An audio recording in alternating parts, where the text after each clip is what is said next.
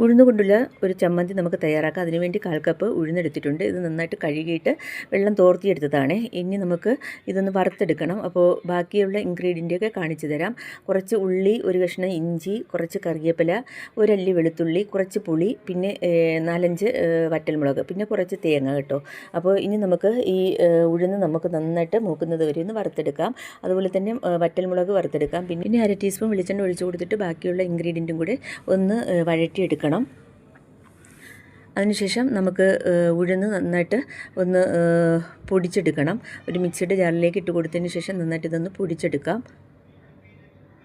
എന്നിട്ട് അതേ ജാറിൽ തന്നെ നമുക്ക് തേങ്ങ ഇട്ട് കൊടുക്കാം. ബാക്കിയുള്ള ഇൻഗ്രീഡിയൻറ്റും കൂടി ഇട്ട് കൊടുത്ത് കുറച്ച് പുളിയും ഇട്ട് കൊടുത്തിട്ട് ആവശ്യത്തിനുള്ള ഉപ്പും പിന്നെ കുറച്ച് ശർക്കര കേട്ടോ, ഒരു 1/2 ടീസ്പൂൺ ശർക്കരയും കൂടി ഇട്ട് കൊടുത്തിട്ട് നന്നായിട്ട് ഇതൊന്ന് അരച്ചെടുക്കണം. അരച്ചെടുത്തതിന് ശേഷം പൊടിച്ച് വെച്ച ഉഴുന്നും കൂടി ചേർത്ത് ഒന്നും കൂടി നന്നായിട്ടൊന്ന് അരച്ചെടുക്കുക. എന്നിട്ട് നമുക്ക് പാത്രത്തിലേക്ക് ഉരുളയാക്കി എടുക്കാം. വളരെ ടേസ്റ്റി ആയിട്ടുള്ളൊരു ചമ്മന്തിയാണ്.